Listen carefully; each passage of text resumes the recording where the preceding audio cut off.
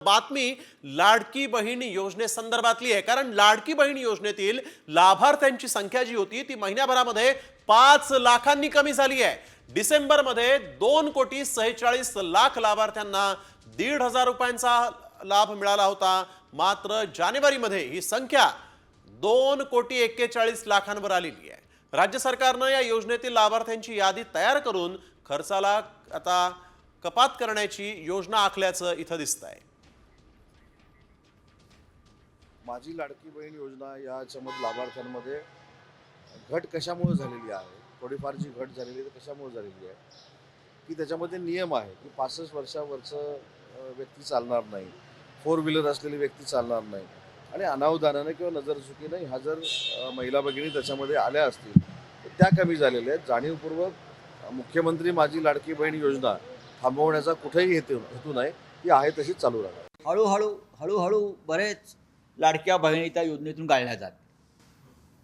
सरकारच्या तिजोरीत पैसे नाही आहेत, निवडणुका संपलेल्या आहेत, बहिणींनी मतं दिलेली आहेत, 1500 रुपये 3 महिन्याचे त्यांना पोचलेले आहेत, पण आता पैसे नाही आहेत। त्याच्यामुळे जेवढं त्यांना हे ओझं कमी करता येईल तेवढं ते करतील। नीती आयोगापासून अनेक वित्तीय संस्थांनी ह्या योजनेवरती आपलं एकदम कठोर भाष्य व्यक्त केलं आहे।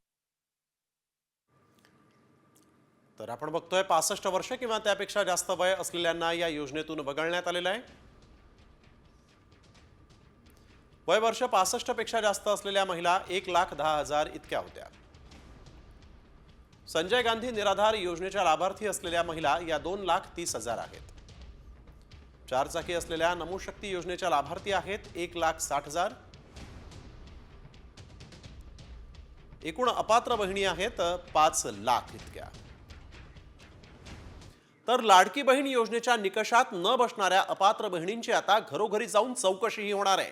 ज्या लाडक्या बहिणींच्या घरी 4 चाकी आहे त्या बहिणींना या योजनेतून अपात्र ठरवण्यात येईल। आजपासून लाडक्या बहिणींच्या घरी पर्यवेक्षिका, अंगणवाडी सेविका जाऊन या योजनेच्या निकषात बसणाऱ्या बहिणींची पडताळणी करणार आहेत। 8 दिवसात ही पडताळणी पूर्ण करून अहवाल पाठवा असे आदेश महिला आणि बालविकास विभागाने दिलेले आहेत। महिलेचं वय 18 ते 65 वर्षांच्या दरम्यान असावं हा एक निकष आहे। कुटुंबाचं वार्षिक उत्पन्न 2.5 लाख रुपयांच्या आत असावं। कुटुंबातील कुठलाही सदस्य सरकारी नोकरीमध्ये नसावा, तसंच प्राप्तिकर भरणारा नसावा। संजय गांधी निराधार योजनेसारख्या अन्य योजनेचा लाभ त्यानं घेतलेला नसावा। कुटुंबाच्या नावावर 4 चाकी वाहन असल्यास अपात्र ठरणार।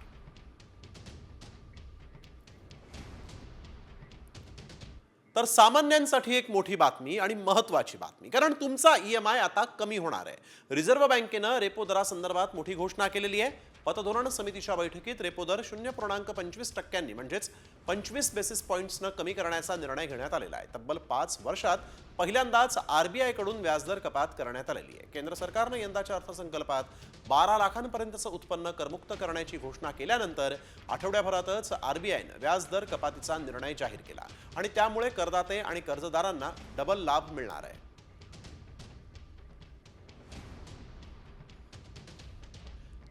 तर तुमचा EMI किती होणार आहे पाहूयात ग्राफिक्सच्या माध्यमातून। जर व्याजदर 8.50% असेल तर EMI असेल 17,356। नवा व्याजदर आहे 8.25%। नवा EMI असेल 17,041 रुपये। तर 20 वर्षांसाठी जर कर्ज तुम्ही 25 लाखांचं घेतलं तर व्याजदर असेल 8.75%। EMI असेल 21,696 रुपये। नवा व्याजदरानुसार 8.50% इतका इंटरेस्ट असेल तर नवा EMI असेल 20,093 रुपये। तर 30 लाखांसाठी जर कधी कर्ज घेतलं तर व्याजदर 8.5%, EMI असेल 26,035 रुपये। नव्या व्याजदरानुसार 8.25%, नवा EMI असेल 25,562 रुपये। 50 लाखांचं कर्ज असेल तर 8.5%, 43,391 रुपये EMI असेल। नव्या व्याजदरानुसार 42,603 रुपये इतका EMI असेल। 1 कोटींचं कर्ज घेतलं तर 8.75% जुना व्याजदर होता। EMI असेल 88,371 रुपये। नव्या व्याजदरानुसार 8.5% EMI असेल 86,782 रुपये।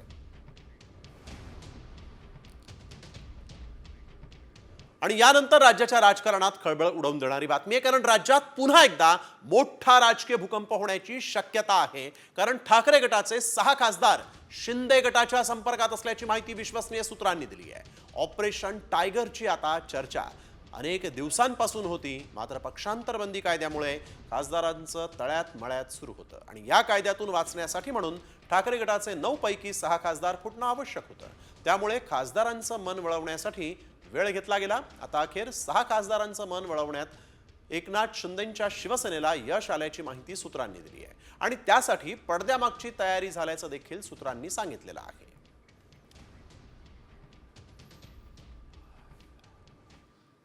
ऑपरेशन टायगर राबवतं असं वक्तव्य मी कुठेही केलेलं नाही आणि मी असं म्हटलं होतं की एकनाथ शिंदेसाहेबांच्या नेतृत्वाखाली कुठचंही ऑपरेशन राबवायची आवश्यकता नाही. त्यांनी 2.5 वर्षामध्ये जे प्रामाणिकपणानं महाराष्ट्राच्या विकासासाठी काम केलं आहे, शिवसेना संघटनेसाठी काम केलं आहे, त्याच्यामुळं त्यांच्या ताकदीवर विश्वास ठेवून, त्यांच्या कामावर विश्वास ठेवून अनेक लोक ऑपरेशनशिवाय त्यांच्या संपर्कामध्ये आहेत. आणि मी असं म्हटलं होतं की येत्या 90 दिवसामध्ये 8 ते 10 हे माजी आमदार देखील, उमेदवार देखील, खासदारकीला उभे राहिलेले उमेदवार देखील माननीय एकनाथ शिंदेसाहेबांच्या नेतृत्वावर विश्वास ठेवत येतील. याच्यावर आजही माझा विश्वास आणि आजही मी ठाम आहे.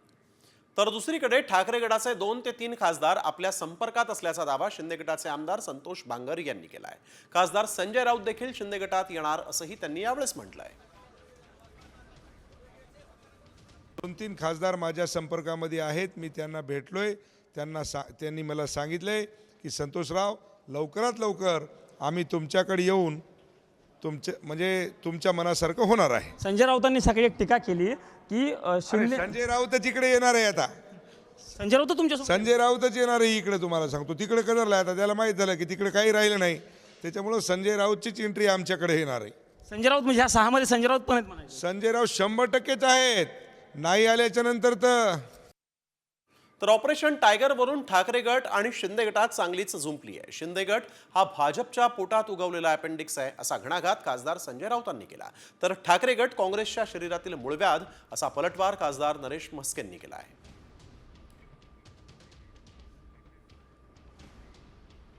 हा जो आहे शिंदे गट हा भारतीय जनता पक्षाच्या पोटात उगवलेला अपेंडिक्स आहे. तो कधी कापून टाकला जाईल. पोटामध्ये एक अपेंडिक्सची गाठ येते, ती गाठ आहे अपेंडिक्सची, ती हळूहळू सुचते आणि मग ती पिकते, ती फुटते किंवा कापून टाकली जाते. तेव्हा आमचं ऑपरेशन करण्यापेक्षा तुमचं अपेंडिक्सचं ऑपरेशन फडणवीस करतायत. जो भाजपला आलेला हा अपेंडिक्स आहे, त्याची तुम्ही काळजी घ्या. आज काँग्रेसच्या शरीरातील मूळव्याध शिवसेना उभाटा ठरलेली आहे. संजय राऊत बांडगुळाची भूमिका करतायत काँग्रेसच्या झाडावरती. संजय राऊत, आम्हाला जर तुम्ही अपेंडिक्स म्हणत असाल ते तर पोटात असतं, परंतु आपण उभाटा मूळव्याध करून ठेवलेली आहे आणि ते कुठे असतं हे मला सांगण्याची गरज वाटत नाही आहे. ऑपरेशन टायगरची चर्चा ठाकरे गटाच्या खासदारांनी फेटाळून लावली. दिल्लीत पत्रकार परिषद घेऊन सर्व खासदारांनी एकजुटीचा नारा दिलाय. आमची वज्रमुठ आहे, 100% आम्ही पक्षाशी एकनिष्ठ आहोत असं खासदार अरविंद सावंत यांनी म्हटलंय. बीडच्या बातम्या रोखण्यासाठी पुढे सोडल्या जात आहेत असा आरोपही त्यांनी केला. आदित्य साहब आगे बढ़ो, शिवसेना शिवसेना. नवीन कार्यालय मिळालं, त्याचं आम्ही उद्घाटन केलं. तेव्हाही सगळे खासदार झोपते. आत्ताही हे 9च्या 9 खासदार हजारे देते. 9 आता संजय दिना आता येतील 2 मिनिटामध्ये. आणि म्हणून आम्ही मुद्दाम सगळ्यांना एकत्र आणलं की ज्यांना कुणाला वाटतं त्यांनी अगदी व्यक्तिशः जरी बोललं तरीच राहिलं. आमची वज्रमुठ आहे, मजबूत. टायगर जिंदा आहे, तसे सगळे आहे तिकडे. आणि तिथं काही चढ उतार होऊ द्या, आम्ही सारे शिवसेना, उद्धव बाळासाहेब ठाकरे या पक्षासोबत आहोत. त्यामुळे ज्या कोणी बातम्या सोडतायत त्यांना हे समोर आता हे चित्र दिसतंय, त्यातनं तुम्ही आपण समजा. पालकमंत्र्यांचे वाद संपत नाहीत. मंत्र्यांवर गंभीर आरोप होत राहत आहेत.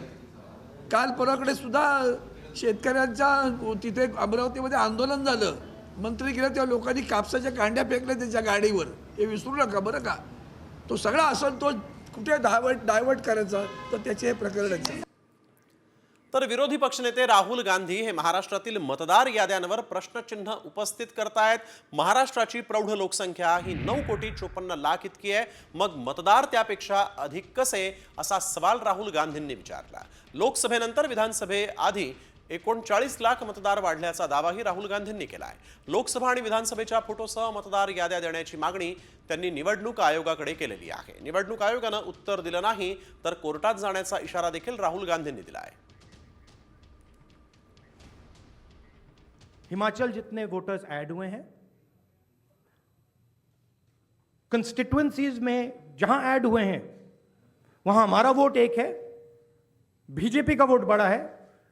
ऐड बीजेपी के कंस्टिट्यूएंसीज में बीजेपी को जहां बीजेपी जीती है वहां ऐड हुए हैं. और फाइनल फैक्ट, महाराष्ट्र से पॉपुलेशन से ज्यादा इलेक्शन कमीशन कह रहा है कि वोटर्स है. These are not speculations. These are facts. And this is not our data. This is Election Commission data. Lok Sabha की final voter list, name, address, photograph. Vidhan Sabha की final voter list, name, address, photograph. आप ये list हमें नहीं दे रहे हो. Transparency Lana आपका काम है. तीनों राजनीतिक पार्टियां, विपक्ष की पार्टियां महाराष्ट्र की पब्लिकली आपसे सवाल पूछ रही हैं. मैंने पार्लियामेंट में बोला, हमारे सब नेताओं ने बोला है, इलेक्शन कमीशन हमें लिस्ट नहीं दे रही है. तर राहुल गांधींच्या आरोपांना मुख्यमंत्री देवेंद्र फडणवीसांनी उत्तर दिलंय. दिल्लीत पराभवाच्या भीतीनं कव्हर फायरिंग सुरू असल्याचा पलटवार देवेंद्र फडणवीस यांनी केला आहे. पहिले तर याचं सगळं उत्तर हे इलेक्शन कमिशनने दिलेलं आहे. किती मतदार वाढले, ते कुठे वाढले, ते कसे वाढले, इलेक्शन कमिशनने सांगितलेलं आहे. आता ही जी काही सगळी तयारी राहुल गांधींची चालली आहे ती दिल्लीमध्ये प्रचंड त्या ठिकाणी मोठा पराभव त्यांचा होणार असल्यामुळे त्याचं कव्हर फायरिंग करण्याचा प्रयत्न ते करतायत. मी वारंवार सांगतो की जोपर्यंत ते आत्मचिंतन करणार नाही आणि आपल्या मनाची खोटी समजूत काढून घेतील तोपर्यंत जनतेचं समर्थन त्यांना कधीच मिळणार नाही. तर वळूया पुढील बातमीकडे. आका आणि त्याच्या सहकाऱ्यांची नार्को टेस्ट करा अशी मागणी भाजपचे आमदार सुरेश धस यांनी केली. अजूनही आकाच्या गँगचा माज संपलेला नाही. त्यामुळे अशोक मोहिते प्रकरणात कलम 326 ऐवजी 109 करा असंही सुरेश धस यांनी मागणी करताना म्हटलंय. मी आका आणि त्याचे सर्व सहकारी यांची नार्को टेस्ट करायची सांगितलेली आहे.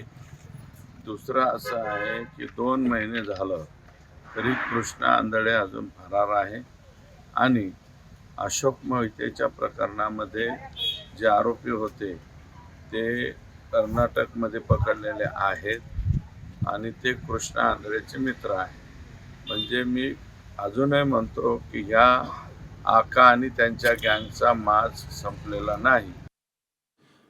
वळूया पुढील बातमीकडे. करुणा मुंडेंनी धनंजय मुंडेंवर गंभीर आरोप केलाय. धनंजय मुंडेंच्या सांगण्यावरूनच वाल्मिक कराडनं मारहाण केली असा आरोप करुणा मुंडेंनी केलाय. धनंजय मुंडेंचे अनेक आका आहेत असंही यावेळेस करुणा मुंडेंनी म्हटलंय. तर मी तोंड उघडलं तर पंकजा मुंडेंनाही राजीनामा द्यावा लागू शकतो असंही यावेळेस करुणा मुंडे यांनी म्हटलंय. दरम्यान करुणा मुंडे 25,000 कोटी रुपयांच्या घोटाळ्याचा पर्दाफाश करणार असून त्यांच्या जीवाला धोका असल्याचं अंजली दमानिया यांनी म्हटलंय.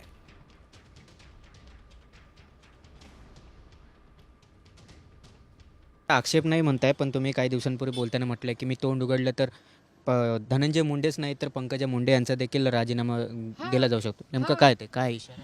खूप सारे आहे पण मी आता तोंड उघडणार नाही क्योंकि मला मुद्दा भटकायचा नाही. पंकजा मुंडे यांना राजीनामा द्यावा लागेल. हां 100% द्यावं लागेल क्योंकि असं दोनों भाई बहिणींनी एक दुसऱ्याचे साठी कट कारस्थान रचलेले आहे. नाही, काल जे करुणा मुंडे म्हणाल्या की त्यांचा काही 25,000 कोटीचा घोटाळा त्या बाहेर काढणार आहेत आणि त्याचा पर्दाफाश करणार आहे, तर ते ऐकून जरासं पहिली काळजी वाटली की या स्त्रींना ते म्हणजे जगू देतील की नाही इतकी देखील भीती वाटली. आणि मला असं वाटतं की त्यांना सिक्युरिटी देणं गरजेचं आहे, कारण खरं तर त्यांनी एवढ्या बिनधास्तपणे बोलायला नको होतं, पण त्यांना सिक्युरिटीची मला वाटतं आता देणं गरजेचं आहे. तर बीड जिल्हाधिकारी कार्यालयामध्ये बैठक घेतल्यानंतर पत्रकारांशी बोलताना पंकजा मुंडेंनी पत्रकारांनाच दम भरला. दुसरा कोणताही प्रश्न विचारायचा नाही असं म्हणत पंकजा मुंडे यांनी प्रश्नांना बगल दिली आहे. याच्या पलीकडे कुठलेही प्रश्न मला विचारायचं नाही. पंकजा मुंडे सोडून जर तुम्ही काही विचारलं तर तुम्ही या जिल्ह्याला अजून खड्ड्यात घालणार. पंकजा मुंडे सोडून जर तुम्ही काही विचारलं तर तुम्ही या जिल्ह्याला अजून खड्ड्यात घालणार.